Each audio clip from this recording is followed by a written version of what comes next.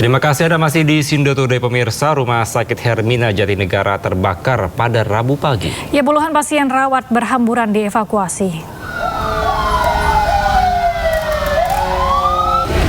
Asap pekat menyelimuti beberapa lantai di gedung rawat Jalan Rumah Sakit Hermina Jatinegara, Jakarta Timur pada Rabu pagi. Puluhan pasien yang masih dirawat baik menggunakan kursi roda maupun tempat tidur panik dievakuasi keluar rumah sakit dan ke gedung unit gawat darurat. Meski api dapat dipadamkan setengah jam kemudian, namun asap tetap menyelimuti gedung rumah sakit. 10 unit mobil damkar dikerahkan untuk memadamkan api.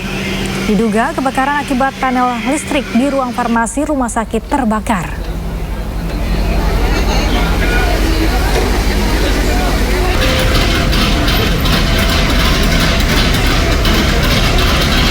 Dan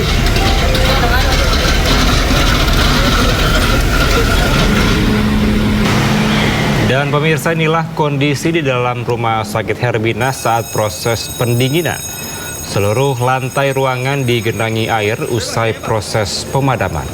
Obat-obatan di etalase farmasi juga hangus terbakar. Meski api telah padam, alarm kebakaran masih terdengar di selasar rumah sakit. Sejumlah petugas pemadam berjibaku menyisir setiap sudut rumah sakit.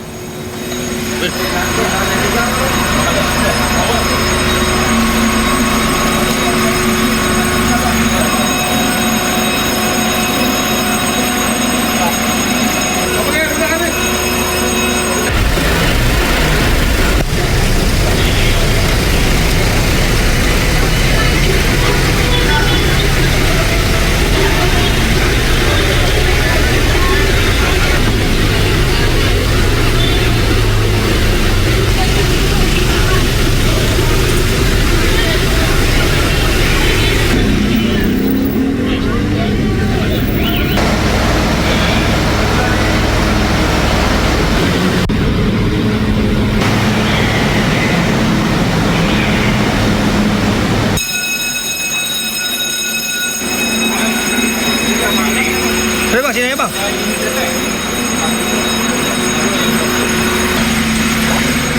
Kompas. Mana lagi? Oh sini.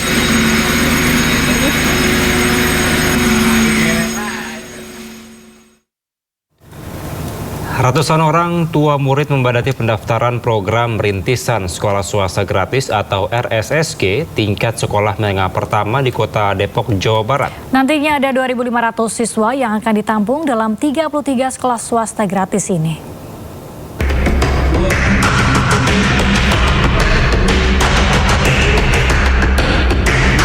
Pendaftaran program rintisan sekolah swasta gratis atau RSSG yang digelar di Balai Kota Depok, Jawa Barat Senin pagi dipadati ratusan orang tua murid.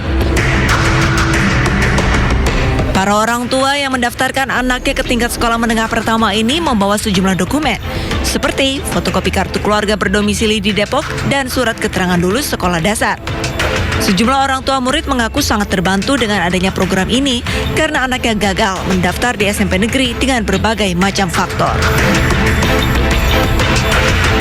Ya, alhamdulillah ya kita bisa dibantu karena kemarin kita masuk ke SMP 15 gak terima karena dengar info dari warga ada swasta gratis. Saya coba-coba, insya Allah kan rezeki anak saya. Pemerintah Kota Depok menegaskan ada sebanyak 33 sekolah swasta telah melakukan penandatangan MOU atau kesepakatan dalam program rintisan sekolah menengah pertama swasta gratis ini. Sebanyak 2.500 siswa yang bisa ditampung dari 33 sekolah swasta ini. Kita nggak bisa menggratiskan sekolah swasta karena ada kebijakan-kebijakan sekolah swasta yang pembiayaannya memang tidak terjangkau dari sisi penganggaran atau alokasi anggaran yang kita miliki. Kita memiliki anggaran per siswa itu kurang lebih 250.000 per bulan, artinya 1 tahun untuk 3 juta rupiah per murid. Ini yang akan kita berikan kepada sekolah yang bersepakat. Hingga Selasa siang, ada sebanyak 600 orang tua murid yang telah mendaftarkan anaknya. Sementara, pendaftaran sendiri berlangsung mulai tanggal 1 hingga 5 Juli mendatang. Dari Depok, Jawa Barat, Iyung Rizky, iNews melaporkan. Komisaris PT Persib Bandung bermartabat Umuh Mukhtar menolak menerima bonus 1 miliar dari ASN Jawa Barat yang diperintah oleh Gubernur Jawa Barat Denny Mulyani. Menurutnya bonus yang dijanjikan tidak sesuai janji.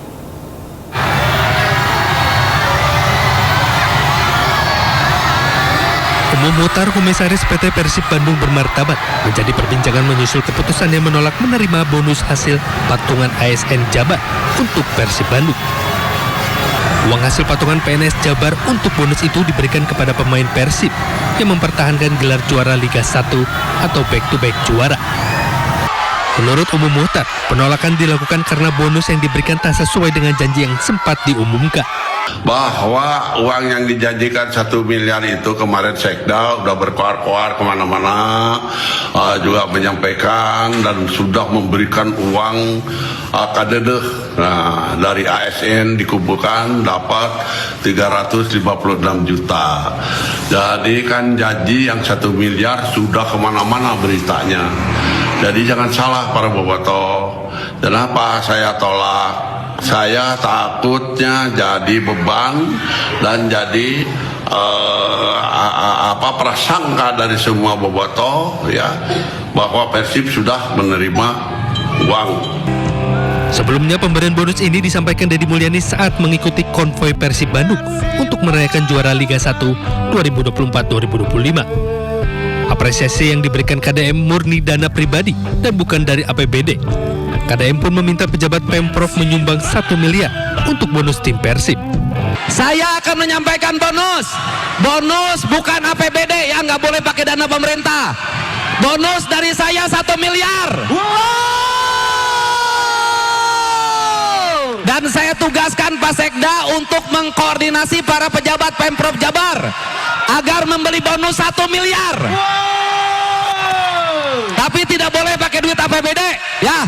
Oke, jadi bonusnya 2 miliar. Oke, juara. Total Persib akan menerima 2 miliar rupiah yang dijanjikan sebagai apresiasi prestasi juara Liga 1. Tim Liputan iNews melaporkan. Pemirsa, perayaan Hari Ulang Tahun Bayangkara ke-79 Polri menyelenggarakan berbagai atraksi. Ya, salah satu yang menyita perhatian Presiden hingga publik adalah atraksi terjun payung dari puluhan penerjun Polri.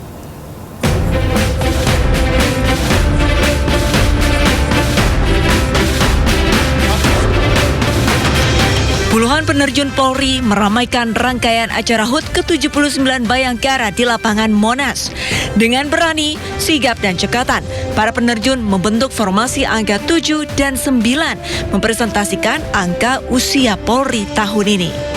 Penerjun juga membentangkan kain besar bergambar foto Presiden Prabowo Subianto. Dan inilah bendera Presiden Republik Indonesia yang telah berkibar di angkasa biru. Selain itu, penerjun juga mengibarkan bendera Sangsaka Merah Putih dan bendera Tribrata Polri. Salah satu penerjun pun menyampaikan apresiasi acara ini secara live kepada Presiden Prabowo sebelum mendarat. Bapak Ibu tamu terima kasih kepada Bapak Presiden Prabowo. Kami bangga dengan Bapak. Polri untuk masyarakat.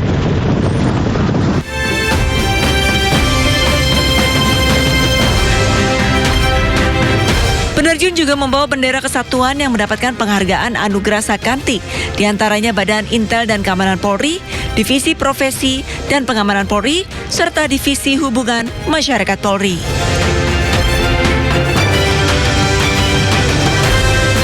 Upacara ini diikuti dari berbagai kesatuan internal Polri dan eksternal seperti buruh, mahasiswa, dan masyarakat umum.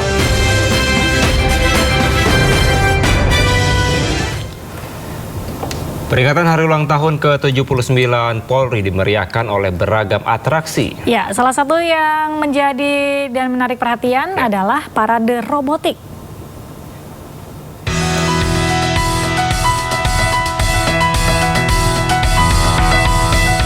Pada peringatan ke-79 Hari Bayangkara Selasa pagi, sejumlah atraksi dihadirkan Polri yang membuat kagum tamu undangan dan masyarakat yang hadir di Monas.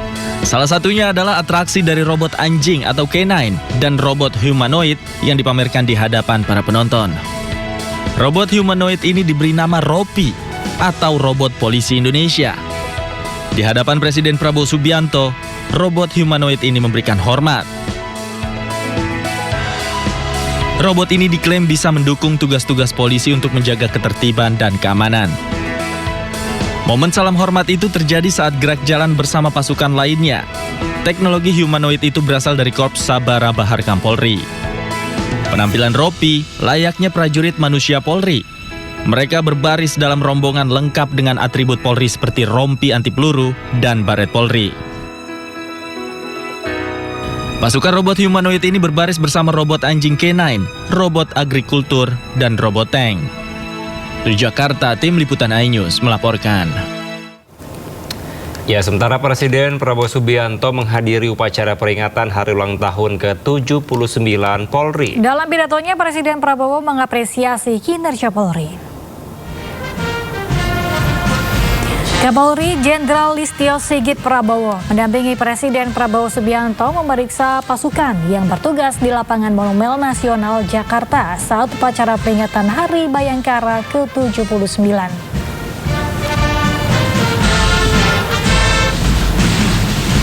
Upacara ini dihadiri oleh pejabat dan tokoh nasional, diantaranya Wakil Presiden Gibran Rakebuming Raka, Presiden ke-6 Republik Indonesia Susilo Bambang Yudhoyono, Ketua DPR Puan Maharani, Panglima TNI Jenderal Agus Subianto, serta sejumlah Menteri Kabinet Merah Putih. Dalam pidatonya, Presiden Prabowo mengapresiasi kinerja Polri yang unggul. Prabowo juga menekankan bahwa Indonesia butuh polisi yang membela dan melindungi rakyat lemah dan tertindas.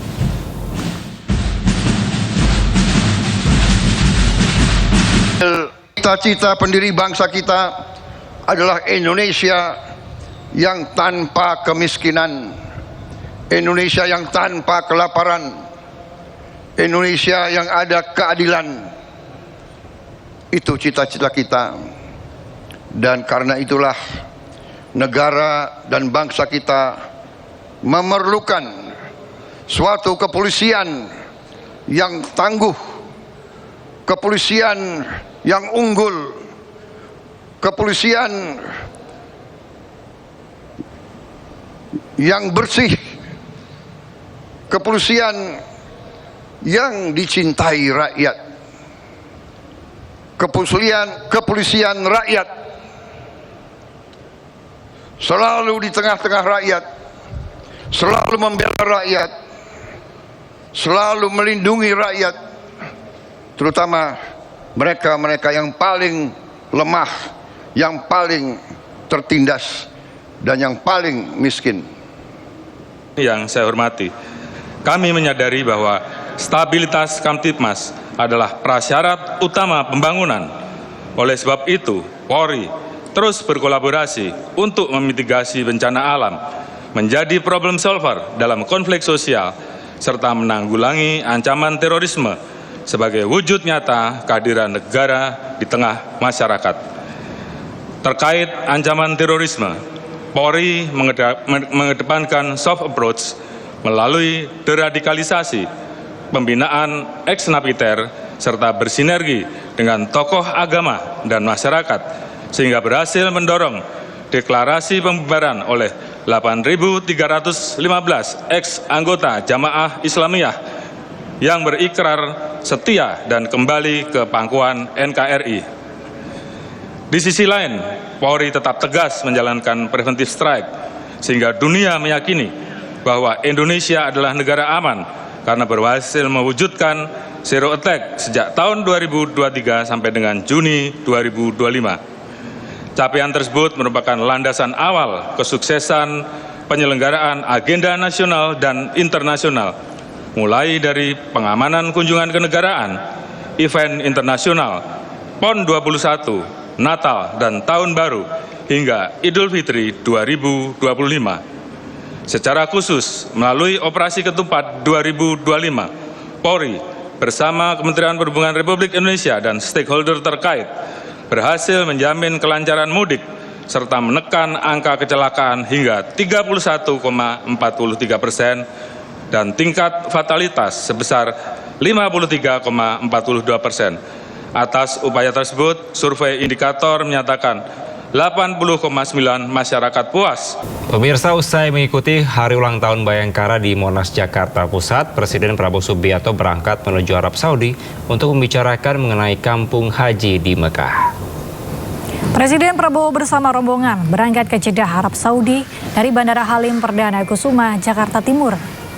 Presiden Prabowo rencananya akan membahas rencana pembangunan kampung haji Indonesia di Mekah, Arab Saudi. Kampung haji menjadi penting untuk diwujudkan mengingat kuota haji Indonesia sangat banyak, mencapai 220.000 dan 1,5 juta orang umroh setiap tahunnya. Selain itu, kunjungan ini untuk mempererat hubungan bilateral kedua negara. Pertama ke Arab Saudi, agendanya adalah kunjungan kenegaraan dan tentu ada beberapa agenda yang akan dibicarakan oleh kedua pemimpin negara. Pastilah akan berbicara masalah politik, kerjasama politik baik antara Indonesia dengan Arab Saudi maupun perkembangan politik di Timur Tengah gitu. Kedua juga memang Bapak Presiden sedang berencana untuk membicarakan mengenai perbaikan penanganan haji, termasuk rencana kita untuk memiliki sendiri kampung haji di Arab Saudi, supaya ini waktunya bertepatan sekali dengan selesainya penyelenggaraan haji, sehingga cukup waktu supaya kita penyelenggaraan tahun haji yang berikutnya akan jauh lebih baik lagi. Setelah dari Arab Saudi, Bapak Presiden akan melanjutkan kunjungan untuk menghadiri BRICS di Brasil.